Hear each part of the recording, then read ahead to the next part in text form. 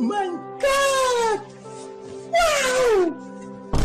Naka ne wasa mutumi na mai kosan layin muna na yanzu ta yi kuɗi bana za ta je Saudiya ma. Wata shanke. Kotun wannan boy. kai kaga wata bani iya bani ba ba. Sai na je na tashi Wannan fa hanya. jiki na ce mutumi na. Wancan fa ba kalan ka bane ba.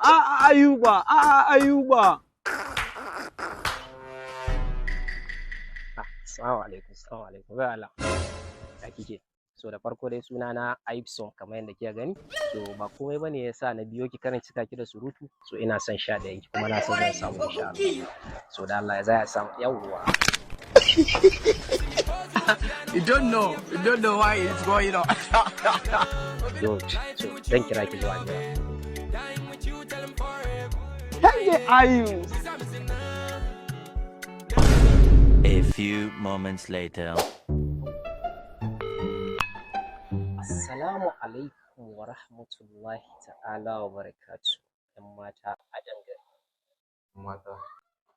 Malam ka kira ofishin da wanau. Ta wace hanya za mu taimaka maka? Da wanau kuma? Kaga, dan Allah ku ba ni wayan nan wayanta. Wayanta.